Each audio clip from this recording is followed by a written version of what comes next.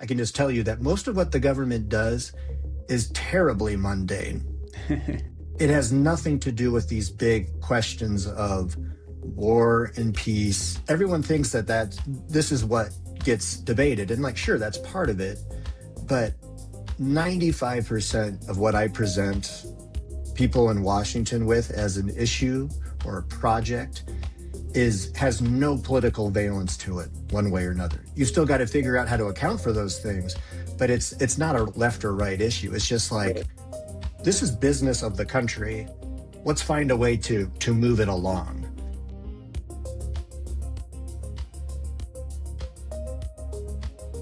All right. Hello, ladies and gentlemen, and welcome to the inaugural episode of the Overview podcast. Overview is a community dedicated to helping people think more clearly about the future. My name is Kent Barton, and I'll be your host today as we dig in and explore things, where things might be headed. Our guest today is Grant Colvin.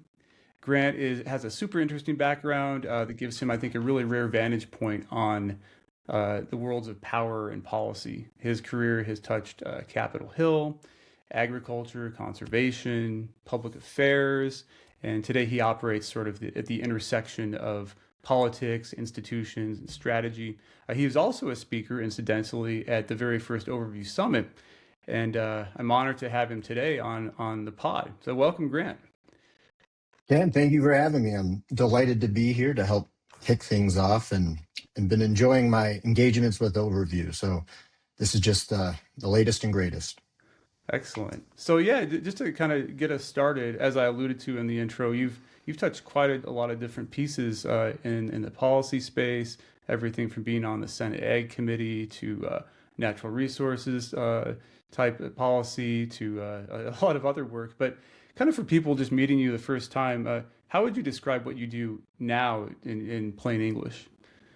Yeah, so I guess kind of broadly speaking, I refer to myself as a public affairs professional. And one way to think about this is that I consult on all the different things that I've sort of, I guess, accrued over time experience-wise. And so I started my career in Washington, D.C. from Colorado, but my first like real professional job was in Washington, and I worked in the U.S. Senate. And that formed a lot of the basis of what it is I do now, which is to say, there was a demand in the particular office I was working in. That was the office of U.S. Senator Michael Bennet. He is still a senator. He's running for governor now, but he was a new senator at that time. And the need within that office was to work on natural resources and very specifically to pay attention to the countryside.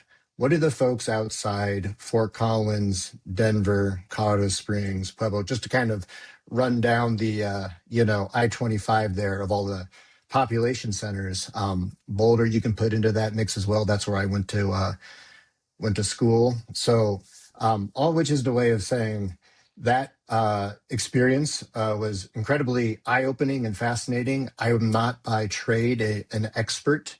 I guess I am now, but from the beginning, I did not know much about natural resources and about rural communities, but that's what the office needed. And so I ran to that opportunity, and I was paid for several years basically to traipse around the countryside and farm towns and tour all sorts of amazing operations where people were, running their businesses, many of them for generations. And so that was my, kind of first deep dive into what I would say from a policy perspective was what I do now. So a lot to do with conservation, with energy, agriculture, water, outdoor recreation, all that good stuff. I then took a more, I guess, professional job in a way, meaning kind of a step up the leadership ladder within the Senate, and worked on a thing called the Senate Agriculture, Nutrition, and Forestry Committee, where they've got jurisdiction over a huge range of natural resource policies. And I tended to gravitate toward the issues that, just in a kind of like a flippant political sense, that Democrats didn't like. I liked talking about international trade. I thought that was a fascinating issue, and there was a lot going on in the trade context at that time. Still is today, no question, but at that moment, we were discussing in particular our trade relationship with Asia. So that was very motivating. A lot of national security issues and how that intersects with our food system.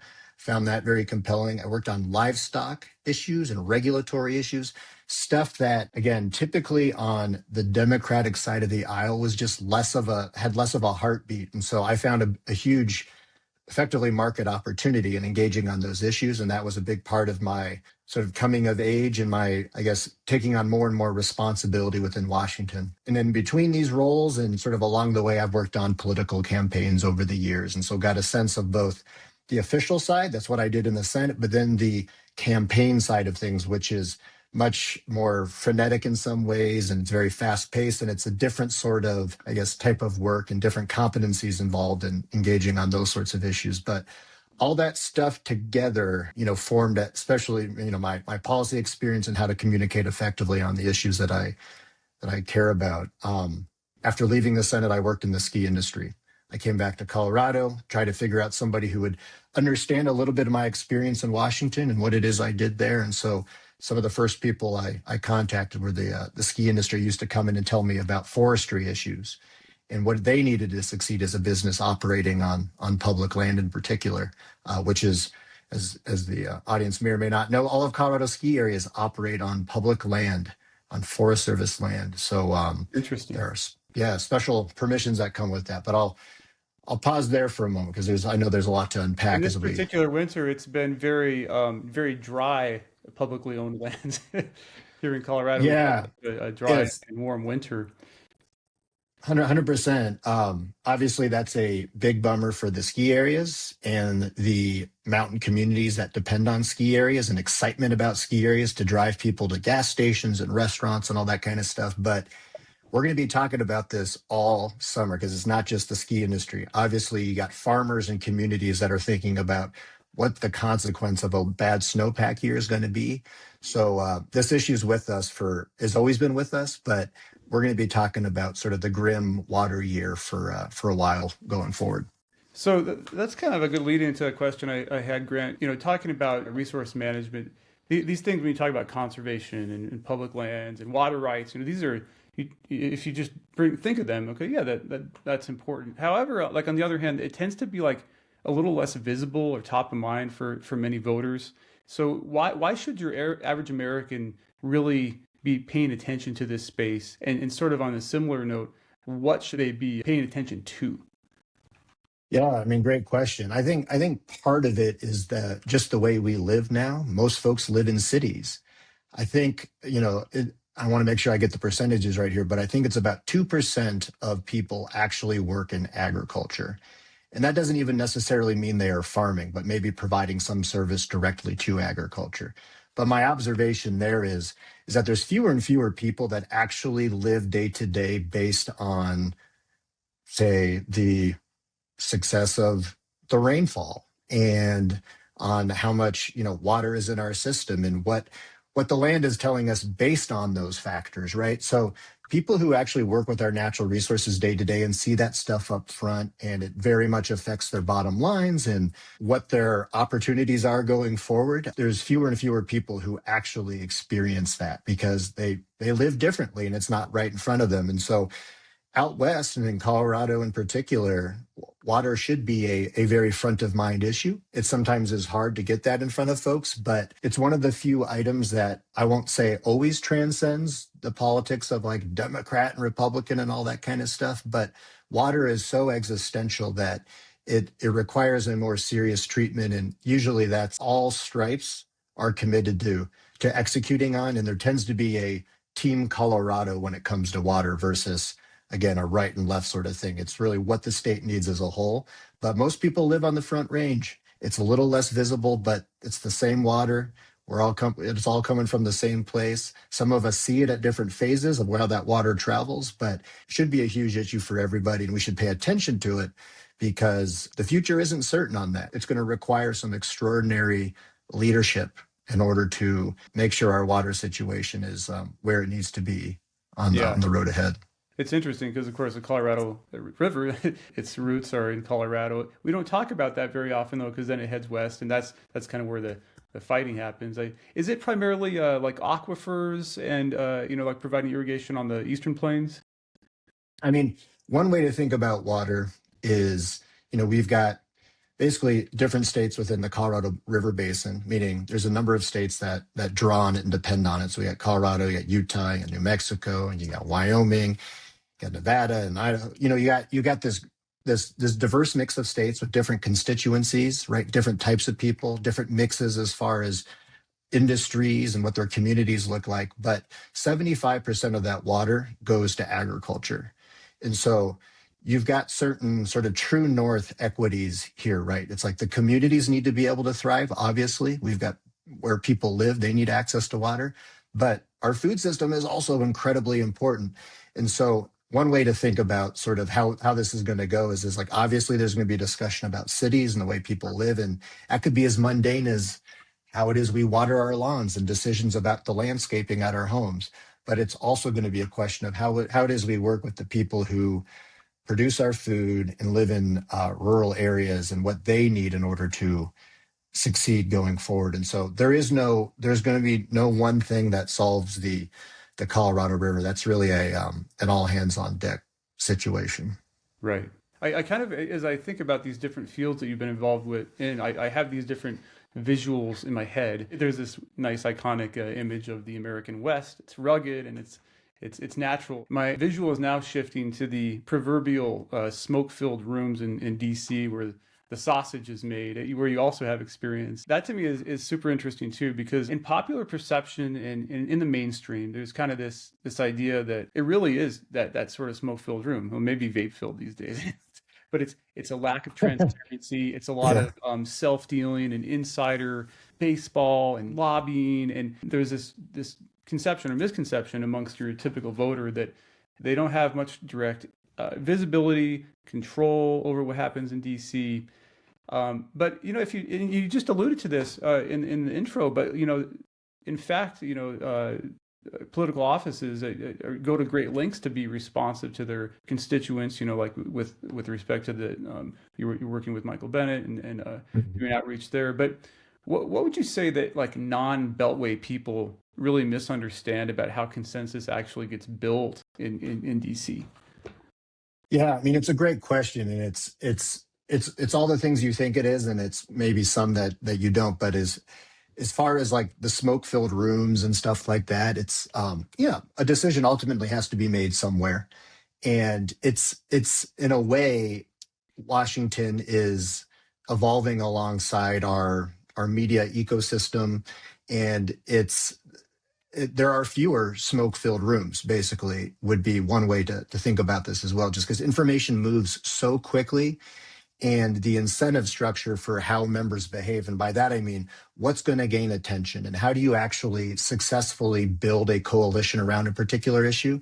It's less about, in some ways, these smoke filled rooms and more about how the partnerships are going to be built and how you're ever going to get your ideas out in front of people and make sure that these are the tools we have. Just the toolkit has evolved a bit, and it's less about, in many ways, the influence within the Washington D.C. itself, and more how that information moves not only in Washington but also outside. And you see a lot of members of Congress now who are the ones that tend to garner the most attention and who tend to be the most successful are those who are capable of communicating to the outside world. Less insidery in some ways, but to the outside world. But is it just a general matter, like what do offices work on and how do decisions get made? There are still some fundamentals to that are probably never going to change. It may become challenging in some ways to really let the important things kind of pierce through the noise. But in general, offices still want to stick up for their constituents. A senator from Colorado still wants to do the right things for Colorado, or a member of Congress representing a very particular district, maybe it's rural. They're going to do things that those folks, want to see, are going to feel rewarded for doing those things. There's obviously room for leadership and different priorities and stuff like that, but it's always going to be the case that members are motivated. I think maybe I'm a romantic about this. There's still a public service component to this work. It is a hard job. And so the folks that opt into it, there's plenty of opportunists, but there's also a kernel of wanting to do something that's useful for their constituents and where it is these folks live. I think that is always going to be the case. But to your point, into my allusion earlier to the kind of the what garners attention now and the way information moves, there's plenty of distractions along the way that sometimes make it hard to execute on those things that just fall into the category of like, this is good for my people, and so I will do it. There's lots of things along the way that can derail that sort of thing, given that these are, especially for the work I do federally, those are broad scope jobs. They aren't just about one state. It's a representative of a state discussing national issues, right? So plenty of traps to be had in Washington Absolutely. as well. Yeah. Another trap you might say is just the extreme tribalism and bipartisan or lack of bipartisanship that characterizes like our modern political world. So we have low trust, extreme partisanship.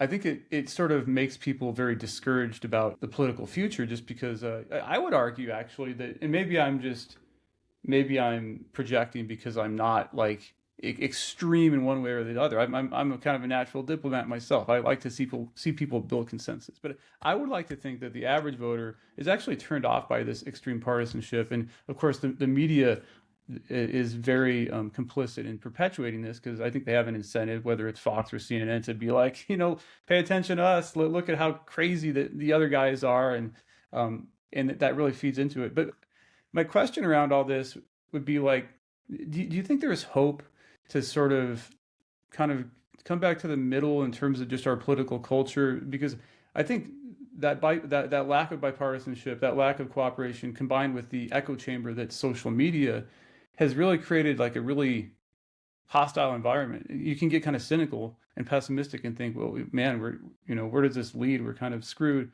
But perhaps I'm being too pessimistic. Do you think there's hope to have a kind of a better path forward? Yeah. I mean, I think there's reasons for pessimism and there's reasons for optimism. On the pessimism side, everything you mentioned, and that's one of my fears, is that we get to a place where we lose our ability just to listen and hear out an idea, right? Because we become so tribalized that we immediately categorize something as either for me, not for me, for my team, not for my team. And that's a bad recipe, because our system inherently, well, our political system at least, we know it's got two components. You could argue whether or not that's awesome or whether or not that's sad, but we've got Democrats and Republicans, and most things are built around the idea that there's a couple different opinions, and not even just a couple. There are two opinions, right, that our system can tolerate. And that's got to encompass the full range of American opinion. It's asking way too much out of the system. And so there needs to be room for a bit of a conversation. You can have your preferences, but in my view, the whole thing kind of falls apart unless we're willing to at least engage in a conversation and allow a new idea to percolate and actually get, bounced around a little bit. And so it tends to be, this isn't uniformly the case, but it does tend to be in Washington that if you're able to achieve bipartisan support for a program or, whatever initiative it might be, that's going to result in a more durable outcome. And it makes sense why that's the case, right? Because they're just, the wind changes, right? At any one time, somebody's more up, somebody's more down. And another thing I've learned a bit in DC, and I'm not the first one to make this observation, but if you win big, you get something huge done, and it's partisan in nature, because that's usually what a big win is. To get bipartisan support for something, chances are you've had to compromise. And it's less about sort of getting your ideal, and it's more like, well, this is what we were able to achieve. But if you win big and it's close to the ideal, and it's very sort of driven by party politics and the way that a certain one tribe thinks over another, there are consequences to winning big. And it tends to be that stuff comes back surging hard, right? You think about, like, one example that comes to mind is I was in the Senate during the era of Obamacare passing, right? Hugely contentious, nasty debate, all passed by Democratic majorities, no Republican support. And every election after that, from until very recently, basically was about whether or not that was wise, whether that we should have passed that. And it has survived that gauntlet, but it became such a centerpiece of every debate in Washington and a huge distraction in some ways. I'm not saying it shouldn't have been done, but it is in some ways just based on the fact that it was a big win, associated with one party, it had this life force that lived on. And so it's just a lesson for, sort of anybody, right? Where if you can find a way to achieve something that reflects a broader base of, support, that tends to be kind of the sweet spot and the sign that something perhaps is a bit more durable and is going to live on. Whereas the partisan stuff, it's a bit of a sugar high. It lasts a moment. Maybe it lives on a little bit longer. Obamacare certainly did, but in the meantime, there's more volatility associated with unilateral action. That's actually the perfect lead into the next section of our chat here, kind of talking about the practical implications of the changing political landscape. But I come from the crypto space, and crypto as an industry has gotten a sort of front row education and a kind of being thrown into the deep end in a way with respect to all this. In terms of the bipartisanship you were talking about, the big piece of legislation recently in the blockchain space has been the Genius Act, which was a bipartisan effort, which was a pretty seminal moment, I think, for our industry, because for the first time, people are actually on both sides of the aisle are saying, hey, this is a legitimate sort of technology, and the country can sort of use it to its advantage, specifically, maybe propagating the dollar to other countries, almost like a euro dollar that's sanctioned by us and things like that. So that it's been very interesting to see how that worked out. Currently, there's something called the Clarity Act, where people are debating like market structure. That seems to be a bit more fraught with maybe problems. There's been a lot of debate. Oh yeah, is crypto hard? Yeah, in Washington, yeah, of course. Yeah, and I think also the industry itself is just there have been some amazing lobbyists and pro crypto advocates out there, people like Coin Center. But it's interesting, relative to something like agriculture or sugar, that it's sort of like newer to the game. But I see people like forging good relationships in the space. For anybody that's building a business right now or managing a career, just really trying to get a sense for where things might be headed, and understanding the policy world, and reading the tea leaves, and mapping out those factors, kind of moving beyond the schoolhouse rock stuff of just like kind of how bills get made, but more so to the practical implications, like what's changing in terms of like how policy is actually getting made, and like what should people, for example, entrepreneurs be doing differently and planning for as a result of that? Yeah, I mean, great question. And every sector of the economy is different, right? There are entrepreneurs in a lot of different spaces, but there's a lot of noise in our political system. If you put yourself in the position of, say, like my former life as a Senate staffer, any one day you have folks coming in from every sector of the economy who want to bend your ear on any number of different issues, some of them big, some of them small, across different disciplines. And every office has just this, it's basically bottomless incoming of information. And you've got to filter through that stuff and figure out what actually makes sense, what's good for this state.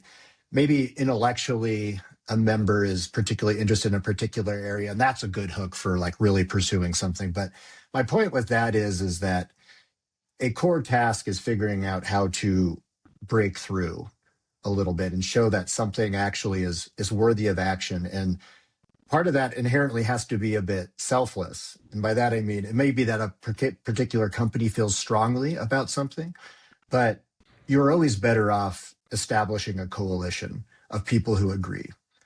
And maybe you've got 3 or 4 other folks in your space, peer organizations or businesses that agree on like everything. You're like, wow, we're in exactly the same spot.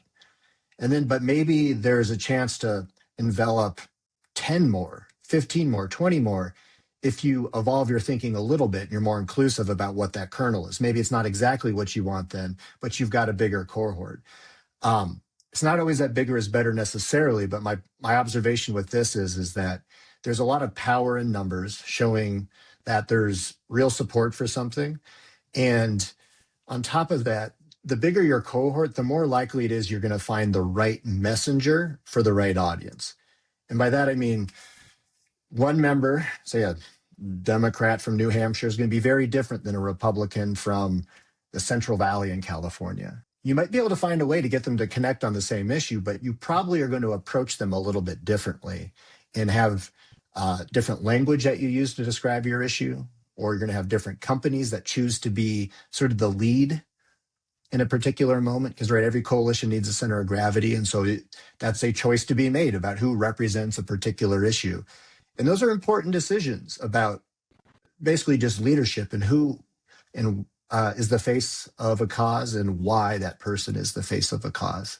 um, I know I'm being sort of vague there, but every issue you could possibly imagine has not only a interest group or a constituency for it, but it has about 10 others that are some nuance on that same issue. So like I used to work in with a lot of farm groups, right? And there are some folks who represented, sort of farms on the larger side, and some who were specialized in the needs of smaller producers, and others who were interested in the inputs, right? So like fertilizer, for instance.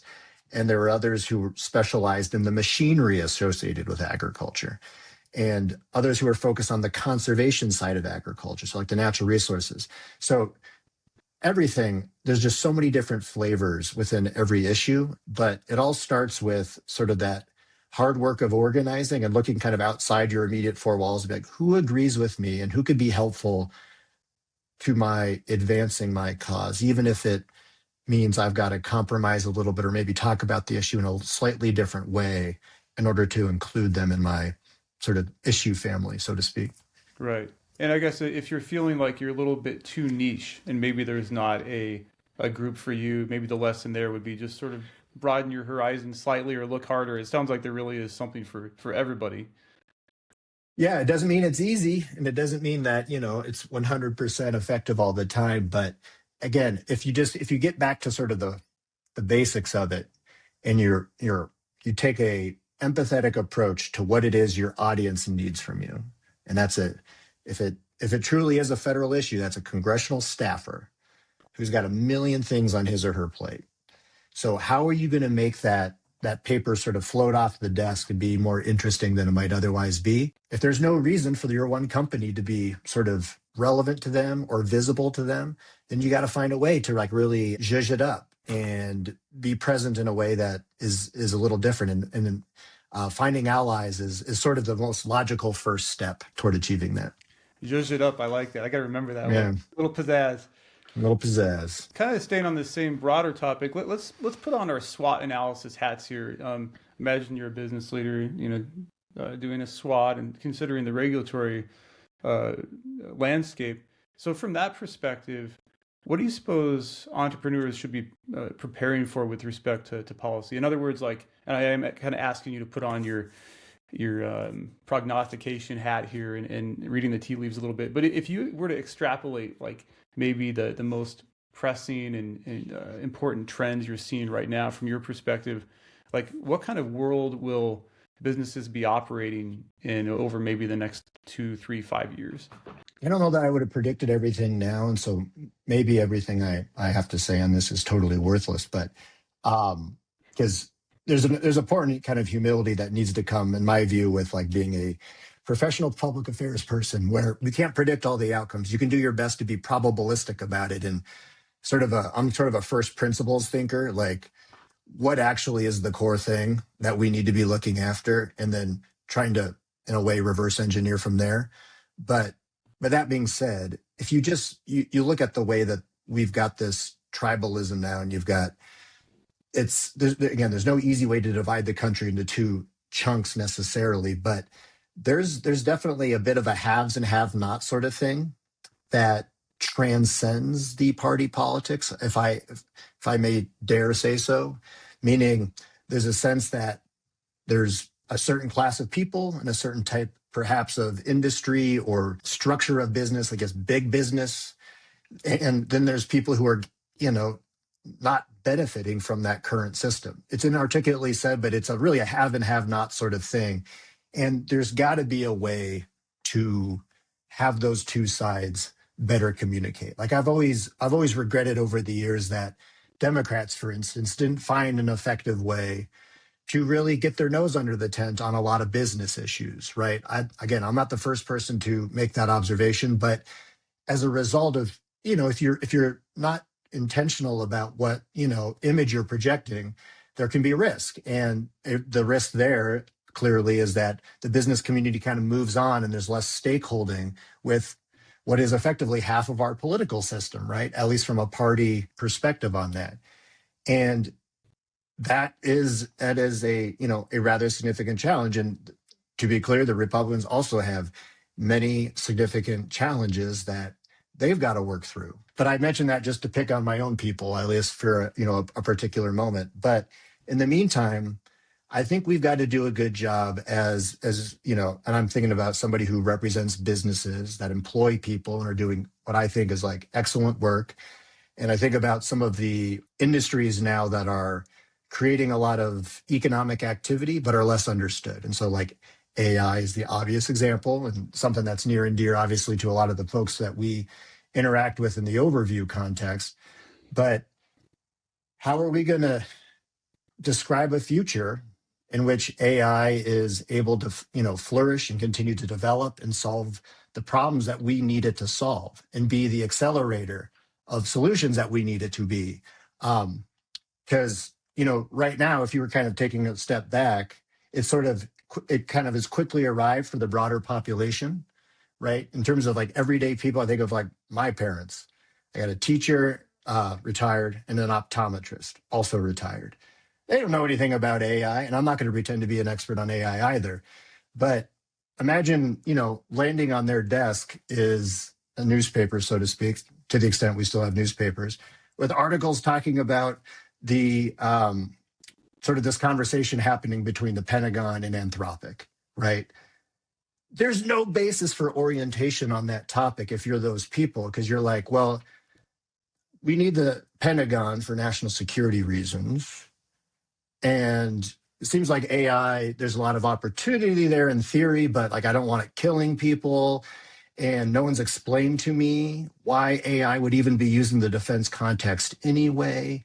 And so my point is like, it's like this Martian that has just landed. And every issue, not every issue, but a lot of big ideas and big issues start that way, where they start sort of with a lot of promise and a lot of people who know a lot about it. But the country hasn't caught up. The country has no idea about any of this kind of stuff. And so it becomes important over time to figure out how you're going to communicate that stuff, who's going to be the face of that issue, and why, and what outcome do you want, right? Do you want just awareness? Do you want a specific policy outcome? All of these considerations should be taken with great intention. And I'm just picking on it because I know that it's a radioactive topic that's been fun to debate actually with folks within Overview. But I think it speaks to some of the, I think, confusion and the lack of consensus. If you look at kind of numbers of how people feel about AI and stuff like that, it's kind of dismal the way a lot of big, interesting things tend to start because people don't know and they don't see the path forward. But to be fair, nobody's explained it to them. It's really mind-boggling too, because the capabilities of AI are increasing at such a insane rate. The iteration is happening so fast. I think a lot of people who have used AI at the most basic level, it's like, well, I asked GPT to come up with some dinner recipes for me. Yeah, that's cool. They don't understand what's happening. No, this stuff can actually replace developers now. It's and do all sorts of other like high order thinking. It's sort of like we're basically in a wave right now, this tsunami that's completely unstoppable. We're maybe at the beginning of the tsunami and a lot of people aren't aware yet, but I would argue that by the 28 elections it's going to be maybe like the most important issue, depending on how what's going on. From your standpoint, Grant, like how has AI like sort of fundamentally changed what like your day-to-day work and your role over the past year, or have you sort of siloed it and you kind of still are operating along the pre-existing paradigms? So I'm probably closer on this journey to just average people than in some ways than people who are very steeped in tech and are really have their hands on the wheel of this. So in general, it hasn't affected me in a significant way. The promise in sort of an obvious example would be I do a lot of land use stuff. And in order to make good decisions about land use and get to a place where everyone's kind of comfortable moving forward together, you think about people who own the land, people who want to own the land, what you can do in that, what the community wants, et cetera. All of this information is distributed across databases that have varying degrees of compatibility and information quality. It's a big mess. And it's part of what makes a good land use guy. A good land use guy is how to navigate all that stuff. But you can imagine a universe in which a very smart AI can comb that stuff quickly, find the relevant information, and allow, especially in my heart is often with people who are working on behalf of the public good, so like our government technocrats and such like that. How great would it be where minimally resourced local governments, which they all are, you could debate obviously the scope of government till the cows come home, so to speak. But in the meantime, generally speaking, there's a lot of work in few people. And it would be hugely empowering for those folks to have good, reliable tools cranking out information and analysis that then enable them to make a good decision more quickly and they can move on to the next thing. Because Lord knows we got so many shared challenges. You think housing being the obvious example in our communities. How great it would be if we could accelerate a lot of that decision making and the analysis on the front end Right. to accelerate all that. So I see a lot of promise in that context. But what's funny about sort of the public affairs space and is so much of it is relationship driven, and so much of it is about finding the right way to talk to your audience. And AI is not quite prepared for that universe.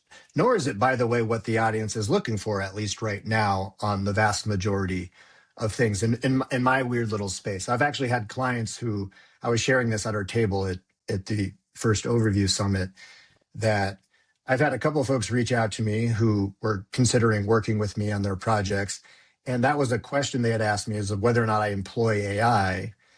And I effectively gave a shorter answer of what I just gave, which is like, I could see, there perhaps will be some application for it longer term. But in the meantime, the work is still the work. And sort of what I have to do is something that basically is what you're paying for. It's the relationship and it's the communication and it's the trust of like, I'm getting this from a place where it's like, I know that this guy's going to deliver me straight goods. And that was what sold him, is what I wasn't using AI to shortcut that stuff. I think there's a sense, even if they don't articulate it this way, that last mile of AI for some of that type of work isn't ready yet. And they don't like the idea that they would be relying on the AI in order to articulate and be sort of the face of what it is they're doing. And so it kind of comes in different ways. I see promise, but in the meantime, there's still a bit of a craft quality and human component to public affairs that is hard to make a short-term argument for why it is AI would sort of insert itself in an obvious way, I guess. Right. It's such a double-edged sword. I guess as with any technology, it has potential negative and positive aspects. On one hand, AI has the ability to unleash maybe, I guess, for lack of a better term, like an epistemic crisis where nobody knows what's real anymore. My little niece just turned 18, and she was mentioning the other day that she hates AI. She doesn't really touch it that much, but she hates it because now she doesn't know what's real or what's fake, on social media. Like that was an interesting, cat video, but it's probably AI.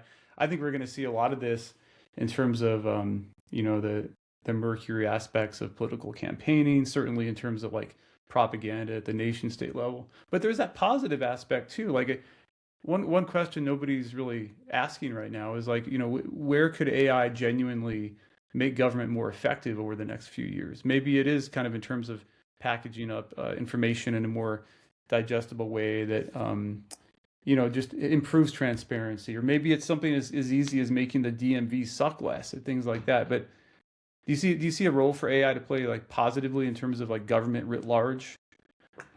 Yeah, I mean, I do think so. And look, I think there's always going to be, to varying degrees, a human component of these relationships, because that is really where kind of trust lies. And maybe we get there again to different degrees with AI over time. But I think that stuff in the short term is quite relevant. But I do think that this is like a fundamental question of our time, is how to make our government systems more responsive to the populations they represent.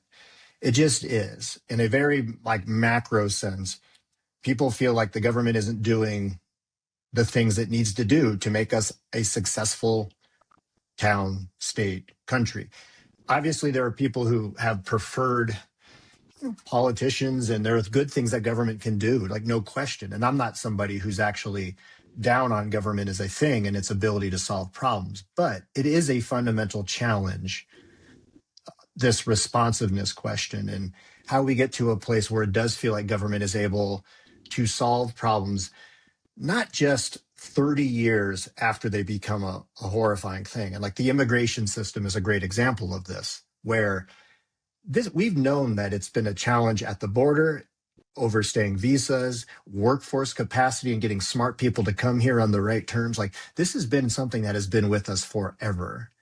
And we have face planted time and time again to get some sort of uh, comprehensive thing done on this. And I worked on this issue in the Senate when we got close. The Senate passed a big comprehensive immigration bill in 2013, but it was never taken up in the House, just refused to debate it. Also a bad sign of our politics, by the way. Not even willing to have the conversation. But I mention that as just a way of saying it can't all be that. Like we cannot have something where an issue comes to the forefront. We all agree it's a challenge. And then it's like, well, 40 years from now, maybe there will be a compromise deal. It's like we need to find a way for the government to do things now. But that's a big example, but it could also just be constituent services. And you mentioned the DMV. It'd be great, yes, if the DMV was able to work more quickly and there was an AI that, sure, maybe it's not a human, but maybe it's actually doing the right stuff because it guided you through its system and you got what you needed and you got back on the road, right? I think that is a very big opportunity. The system needs to work, and I think there's a sense that we can do a better job. And there's no reason, in my view, to say AI can't be a part of that mix. Right. And you could argue that in contrast to other focal points of debate, other topics like immigration, AI maybe stands out a little bit because people can kind of see it coming. I feel like, if you look at the way this is playing out, it's the tech really became viable just in recent years, and even now, at the relatively early stages, people are like it's super top of mind. And people, maybe I'll call it a specific example, like Bernie Sanders, for example, is saying that data center construction should just be outright banned in the states or something to that effect. Sure. People are talking about the whether it's tax breaks or you have this rise of increased NIMBYism around data centers, but also topics like to what extent should AI be involved directly in national security and what kind of risks does that raise? It's certainly possible to sort of project ahead and see a Terminator Skynet scenario if that gets out of hand, but it kind of heartens me that people are at least a lot of people are really paying attention to this, at least the ones that kind of have at least a grasp on the issue. Well, as an extension of that, I guess I would just say there's room for human leadership here. People are responsible for kind of the goofy political situation we're in now. And by that, I just mean the tribalism and, the feeling that it is hard to get things done. That there's nothing in my view, and maybe this is just a metaphysical observation or something like that, that isn't based in anything other than my personality. But I don't think there's anything inexorable about our path. I think we got ourselves into these tricky situations, and it's going to require humans in leadership to get ourselves out of these situations. AI, I think, falls into the same category. If we want that technology to flourish in the way we need it to, because I think we do. I don't think as a country we want to be against innovation. It's worked very well for the US, generally speaking, to have an open investment environment and be open to new technologies. But we do need to work on the leadership component of that. And like, how are we talking about it? How is the opportunity being conveyed to folks? How are we getting ahead of what we know is going to be massive disruptions in all sorts of different categories? I don't pretend to know anything about what that disruption is going to look like beyond what sort of the popular understanding of that is. But I think every sector of the economy is going to get hit in different ways. And it's not just going to be, white collar, blue collar. It's going to be a big, uneasy mix where it doesn't redound to the benefit of any obvious political constituency more so than another, right? I think it's just going to be a big mess. But I think leadership can help a lot with that. And so when I kind of speak to what it takes for an idea to kind of prevail and stuff like that, it is important sort of these conversations and what that looks like sort of just at the leadership level. Who's talking about these issues? What are people seeing when AI shows up on their kitchen table? These things matter and will in part dictate the pace with which this stuff gets accepted by the broader population, in my view. This is one of those things where, it's hard to assess the exact outcomes, but you can certainly say with a good deal of assurance that there's going to be some upheaval, some major changes. Earlier, you mentioned the importance of humility with respect to kind of looking ahead in the political realm. That's definitely the case. One of the foundational questions for this show is how can we uncover flaws in like conventional wisdom? But politics is full of conventional wisdom being turned on its head.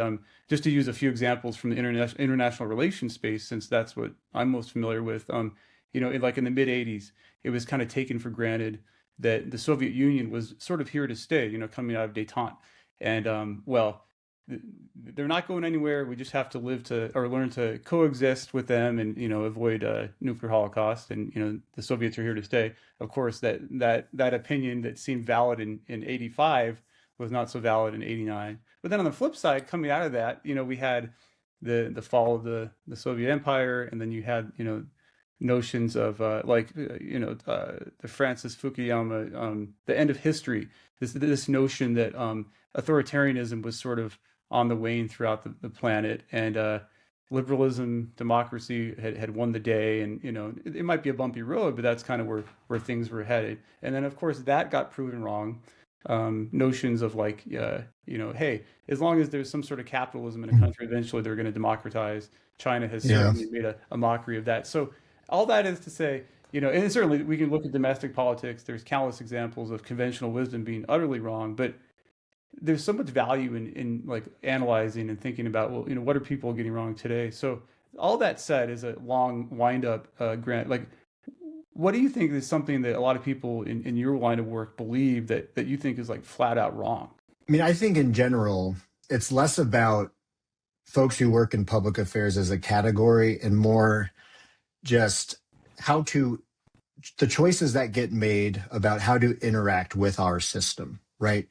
Because we all have the same system. We've got, and again, just to use a federal example, because it's big, visible in front of us and readily understood, right? Rather than going kind of state by state. But like, we got a House, we got a Senate, we got a White House, we got some executive agencies and stuff like this, right? They're all just pieces on the board, right? And like ideas can come and you got to figure out how to impose them on that system, or maybe it's really the system being imposed onto those issues, right? And there's different choices to be made about how it is you do that. And there can be different reasons to take different approaches, but kind of getting back to an earlier observation is, the most effective folks I've worked with are those who have not yet given up on persuading people. And they don't just run with their allies, where it's like, well, these people agree with me, and it really seems like the other side doesn't, and so I'm going to stop trying altogether. It's not worth my time. It's not worth the resources. But kind of to our earlier conversation, it's like there can be consequences to doing that. And it has to do with the swinginess of our politics, of course, meaning if you go all in on one side and that side falls out of favor, then what happens? So like that's part of it. But there is also, a certain value that most Americans still have. And like, look, values evolve, no question. But in general, folks like the idea that you are trying to talk to people differently than you.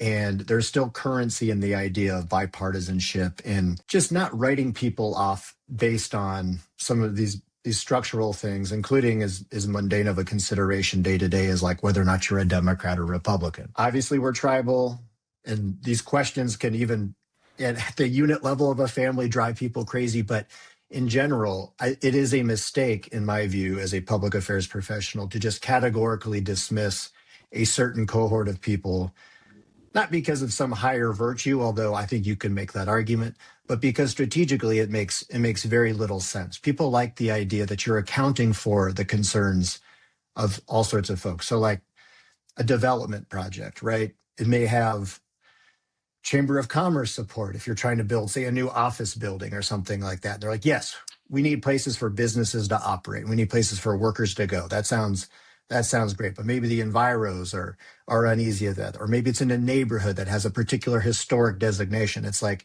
you could just write off all that stuff, but you're probably going to pay for that somewhere, right? Because you didn't even try. It's like this across the board. That's a very kind of silly on the nose example, but in general, I think it behooves a professional in our space to really think about how their information is presented and how it is they can honor the opinions of people who may be on the periphery of their support spectrum, but there's value to everybody, including folks who are already with you. They like the idea that you're trying to come Right. up with a durable outcome. Step away So from this maybe yeah, ham-fisted tribalism, and it seems to me there's another big sort of value component of that is like if you're doing that, you're also kind of gaining the ability to meet the, if there is a position or topic that has that classic silent majority, the moderate sort of middle that maybe isn't loud, but then you can actually meet their needs. It seems like it behooves everybody to kind of connect with that group, and it just seems to be so often overlooked in our yeah, policy making. yeah, yes, and I think it's because of it's at least in part, just what the incentives are now for some elected leaders and others, right? It doesn't even have to be an elected leader, it could be a business leader, right? There's a certain comfort that comes with knowing who your core audience is and just being able to speak very directly to them, even at the cost perhaps of a future audience or somebody who at some point you're going to need to be hopefully on board with your position. And so anyway, I say it that way because there's always this, cohort, which it makes sense why somebody would feel this way, that the lovey-doveyness has completely is lost in our politics. Everything's a blood sport. You can't really rely on people coming together like they used to. It's all impossible. And it's like, sure, I think there's plenty of reasons to feel that way, but it is also the case that I can just tell you that most of what the government does is terribly mundane.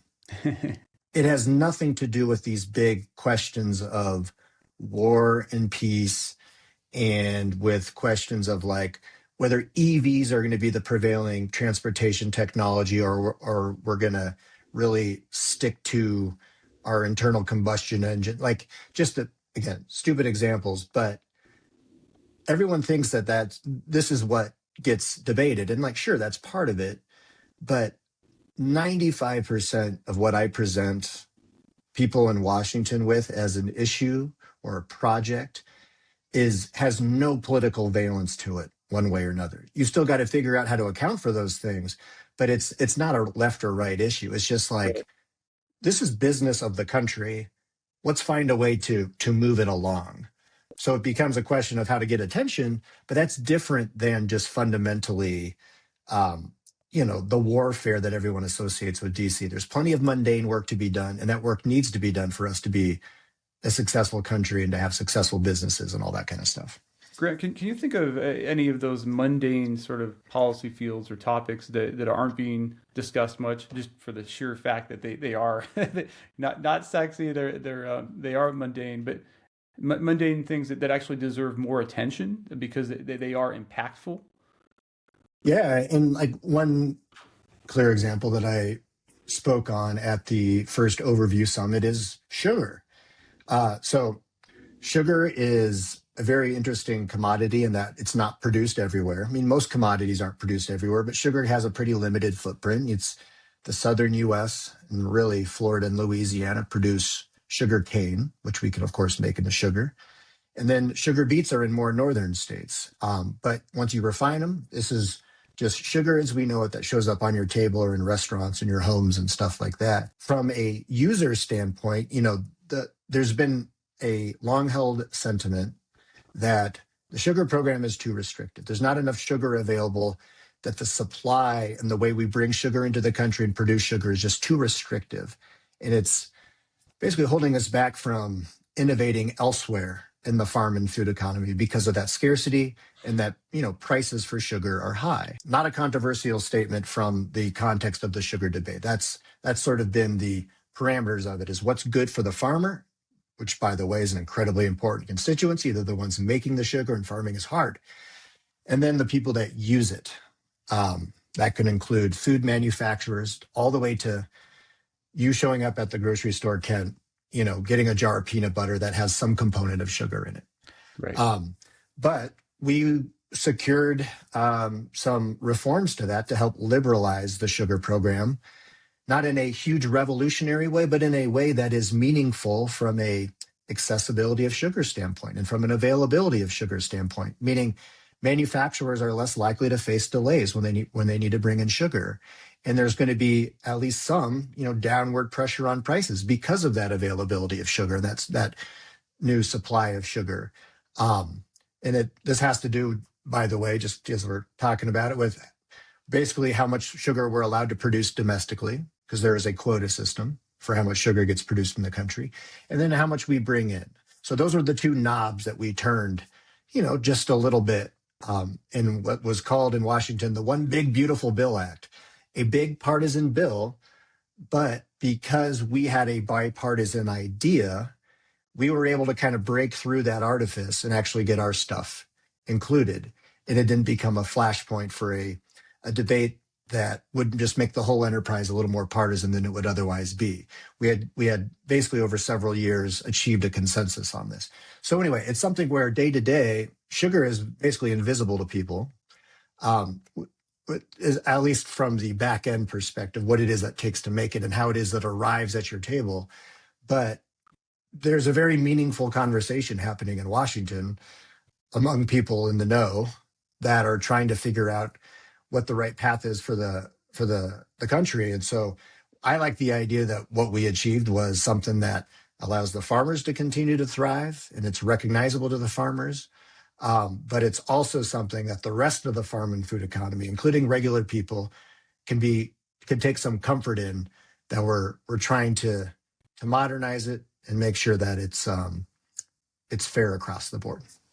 Next time I pick up a Twix or something, I just won't see it the same way. There's so much. That's right. Love the Twix guys. What company is that? Is that Mars? Yeah. Big Sugar.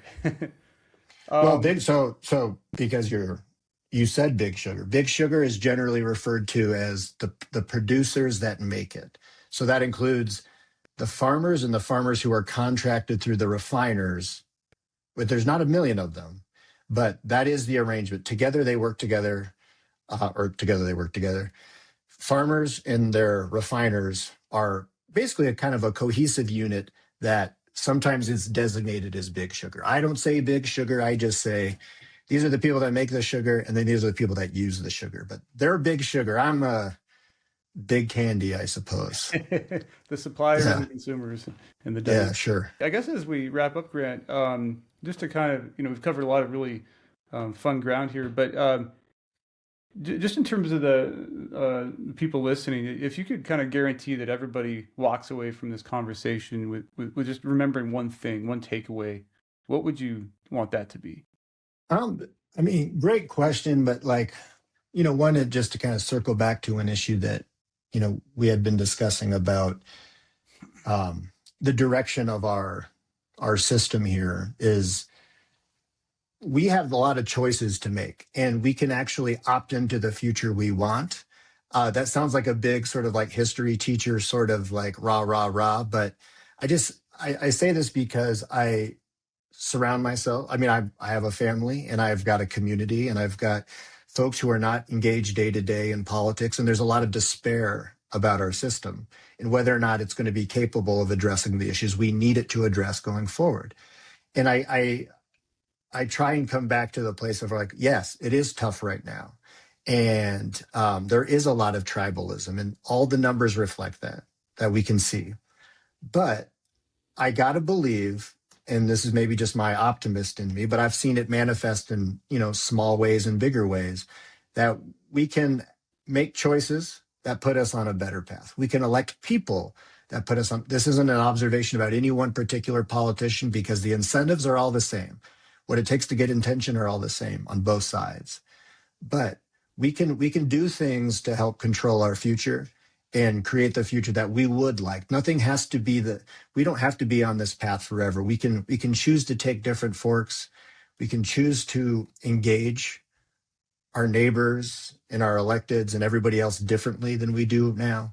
There's a lot of good human decisions to be made. And so I just say this as somebody who's a very full contact participant with our system. I just want to say I see decisions made every day where nice things can occur if we put in the effort and we treat our system and our opponents and our allies all with respect, which is a far more lovey-dovey note than I thought we would end on, but it feels warranted based on just day to day, a lot of the conversations that I think we're all having at a very local level. It's not a hollow platitude. You should know more than anybody, having a very good sense of what this entails. So, yeah, you are empowered as a citizen to get involved, and I never take it for granted going to other countries that maybe don't have those protections. It's like we really have the ability to make a difference in various ways, and it's powerful stuff. That said, I guess it's time to wrap it up. Grant Colvin, ladies and gentlemen. Grant, thank you very much for your time today. It's been a fun chat. Yeah, thank you for having me and for taking on this podcast. Good stuff. And thanks everybody for listening. We'll be back soon with episode 2 of the Overview podcast. In the meantime, stay curious, and we'll see you soon.